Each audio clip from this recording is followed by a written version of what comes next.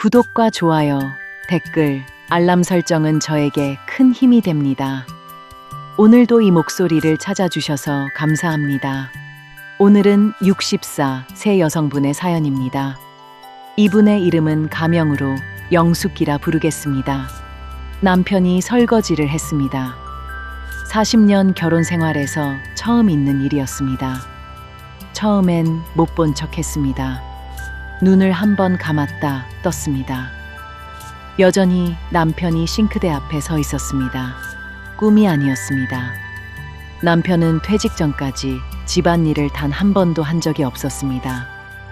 밥상을 차려줘도 당연히 받았고, 빨래가 반듯하게 개어져 있어도 그냥 입었고, 화장실이 매일 깨끗해도 한 번도 고맙다는 말이 없었습니다. 결혼하고 첫 해에 한 번 물어본 적이 있었습니다. 나도 좀 도와줄까? 저는 그때 웃으면서 말했습니다. 괜찮아요. 당신은 일하느라 피곤하잖아요. 그 말이 40년 동안 그대로 굳어졌습니다. 저는 말하지 않았고, 남편은 하지 않았고, 그게 우리 집의 방식이 됐습니다. 독감으로 사흘을 앓아누운 적이 있었습니다. 몸을 일으키기가 힘들었습니다. 열이 38도가 넘었습니다. 남편은 그 사흘 동안 밖에서 먹고 들어왔습니다. 첫날 저녁엔 편의점 도시락을 사왔습니다. 제 것도 있었습니다. 그걸로 됐습니다. 뭐가 필요한지 물어본 적은 없었습니다. 저도 말하지 않았습니다. 말해봤자 어떻게 해야 할지 모를 사람이었으니까요. 그 사람을 탓하는 게 아닙니다. 배운 적이 없는 사람이었습니다. 남편이 직장을 다닐 때는 그나마 이유가 있었습니다. 새벽에 나가서 밤에 들어오는 사람한테 집안일을 요구하는 게 미안했습니다. 저도 그 마음이 있었습니다.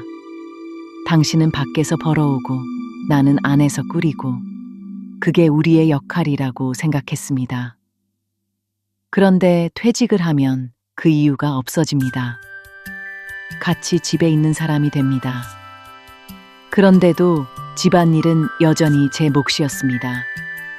역할이 사라졌는데 관성은 남았습니다. 퇴직은 작년 1월이었습니다. 남편 회사에서 조촐한 행사를 했다고 들었습니다. 저는 가지 않았습니다. 초대를 받지 못했습니다. 그날 저녁 남편이 들어오면서 말했습니다. 이제 집에 있게 됐네. 저는 밥을 차리면서 고개를 끄덕였습니다.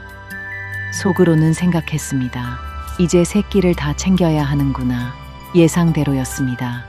퇴직 후 첫 달, 남편은 그냥 있었습니다. 아침에 일어나서 TV를 보고, 점심을 먹고, 낮잠을 자고, 저녁을 먹고, 뉴스를 보고 잠들었습니다. 저는 아침을 차렸고, 점심을 차렸고, 저녁을 차렸고, 설거지를 했고, 빨래를 돌렸습니다. 달라진 건 없었습니다. 오히려 할 일이 늘었습니다. 혼자 있을 때는 제 밥만 간단히 먹으면 됐는데, 이제는 끼니마다 상을 차려야 했습니다. 한 달쯤 지났을 때 친구를 만났습니다. 친구 남편도 비슷한 시기에 퇴직을 했다고 했습니다. 어때? 남편 집에 있으니까 좋지? 저는 웃었습니다. 그냥, 친구가 말했습니다. 우리 남편은 나 마트 갈 때 같이 가겠다고 해서 미치는 줄 알았어. 내 자유시간이 없어졌잖아. 저는 그 말에 이상하게 공감이 안 됐습니다. 우리 남편은 같이 가겠다고 한 적이 없었습니다. 제가 어디를 가든 관심이 없었습니다. 어느 쪽이 더 나은 건지 모르겠다 싶었습니다. 남편이 처음으로 뭔가를 한 건 퇴직 2달째였습니다. 쓰레기를 들고 나갔습니다. 제가 분리수거함에 가져다 놓은 걸 남편이 보더니 그냥 들고 나갔습니다. 저는 그냥 있었습니다. 남편은 다녀오더니 아무 말도 없이 앉았습니다. 저도 아무 말도 안 했습니다. 그런데 그게 묘하게 오래 기억에 남았습니다. 설거지를 처음 한 건 퇴직 3달째였습니다. 어느 저녁이었습니다. 밥을 먹고 나서 제가 일어나려는데 남편이 먼저 일어났습니다. 그릇을 들었습니다. 저는 잠깐 봤습니다. 남편이 싱크대 앞에 섰습니다. 수도꼭지를 틀었습니다. 세제를 짰습니다. 그리고 설거지를 시작했습니다. 저는 그 자리에 앉아 있었습니다. 일어나야 하나 싶었습니다. 가서 도와야 하나 싶었습니다. 그냥 있었습니다. 남편은 서툴렀습니다. 그릇 순서가 틀렸습니다. 밥그릇을 먼저 씻었는데 국그릇을 나중에 씻으면 기름이 번집니다. 세제를 너무 많이 썼습니다. 거품이 수북이 났습니다. 헹굼을 두세 번씩 했습니다. 저는 뭐라고 하지 않았습니다. 10분쯤 지나서 남편이 다 끝냈습니다. 행주로 손을 닦으면서 돌아봤습니다. 됐어? 저는 말했습니다. 응. 남편은 거실로 갔습니다. 저는 그대로 앉아 있었습니다. 이상하게 눈물이 날 것 같았습니다. 싱크대로 가서 확인을 했습니다. 그릇이 그냥 놓여 있었습니다. 물기가 남아있는 것도 있었습니다. 그릇 몇 개는 제자리가 아니었습니다. 저는 물기를 닦고 그릇을 정리했습니다. 그러면서 생각했습니다. 이 사람이 처음으로 한 건데 처음이니까 이 정도지. 그 생각을 하는데 이상하게 또 눈물이 날 것 같았습니다. 그날 밤 이불 속에서 오래 생각했습니다. 왜 눈물이 났는지. 서러워서가 아니었습니다. 40년이라는 시간이 한꺼번에 밀려온 것 같았습니다. 그 40년 동안 설거지를 한 날이 며칠이나 될까. 아파도 했고 피곤해도 했고 울고 싶은 날도 했습니다. 그게 당연한 줄 알았습니다. 그런데 그게 당연한 게 아니었다는 걸 남편이 처음으로 설거지를 하는 10분짜리 장면 하나로 알았습니다. 그날 이후 며칠이 지나서 남편한테 처음으로 물어봤습니다. 왜 갑자기 설거지를 했어요? 남편이 잠깐 생각하더니 말했습니다. 그냥 당신이 맨날 하니까. 저는 더 묻지 않았습니다. 그냥 당신이 맨날 하니까. 그 말이 칭찬인지 미안함인지 모르겠습니다. 그런데 40년 동안 그걸 보고 있었다는 말이기도 합니다. 몰랐던 게 아니었습니다.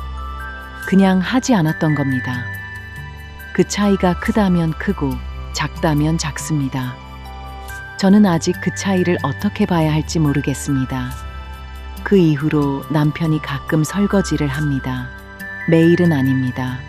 어떤 날은 하고 어떤 날은 안 합니다. 처음엔 안 하는 날이 거슬렸습니다. 어제는 했는데 왜 오늘은 안 하나. 그런데 그 생각을 접었습니다. 하는 날이 생겼다는 것만으로도 충분합니다. 40년 동안 없던 날이 이제는 있으니까요. 요즘 남편이 장을 같이 보러 갑니다. 처음엔 그냥 따라왔습니다. 카트를 밀어줬습니다. 두 번째엔 뭔가를 카트에 직접 담았습니다. 두부였습니다. 세 번째엔 제가 리스트를 줬더니 몇 개를 혼자 찾아서 담아왔습니다. 찾는 위치가 틀렸습니다. 요구르트가 있어야 할 자리에서 찾았는데 실제로는 다른 냉장 코너에 있었습니다. 저는 데려가서 알려줬습니다. 남편이 말했습니다. 마트가 이렇게 복잡한 거였어? 저는 웃었습니다. 나는 30년 동안 혼자 왔었는데. 남편이 아무 말도 안 했습니다. 그 침묵이 나쁘지 않았습니다. 저번 주에는 남편이 밥을 했습니다. 볶음밥이었습니다. 냉장고에 있는 것들을 넣었다고 했습니다. 계란이 덜 익었고 간이 좀 샜습니다. 저는 다 먹었습니다. 맛있다고 했습니다. 거짓말이 아니었습니다. 그 볶음밥이 맛있었던 게 아닙니다. 그 사람이 저를 위해 뭔가를 한 게 맛있었던 겁니다. 친구한테 이 이야기를 했습니다. 친구가 말했습니다. 그게 뭐가 대단해. 설거지 한 번 한 거잖아. 맞는 말입니다. 설거지 한 번입니다. 그런데 저한테는 달랐습니다. 40년 동안 없던 일이 생긴 겁니다. 작다면 작은 일이지만 없던 것이 생기는 건 작은 일이 아닙니다. 사람이 바뀐다는 게 어떤 날 갑자기 크게 달라지는 게 아니라 이런 작은 것 하나에서 시작한다는 걸 저는 설거지 소리를 들으면서 처음 알았습니다. 사람이 바뀌는데 시간이 걸린다는 걸 압니다. 40년이 걸릴 수도 있다는 것도 이제는 압니다. 늦었다고 생각할 수도 있습니다. 그런데 저는 요즘 이런 생각을 합니다. 늦은 게 아니라 우리 순서가 이제 온 거라고. 영숙 씨, 오늘 저녁 설거지는 잠깐 기다려 보세요. 오늘 이야기는 여기서 마칩니다. 댓글로 여러분의 이야기도 나눠주세요. 사연도 기다리고 있습니다. 감사합니다.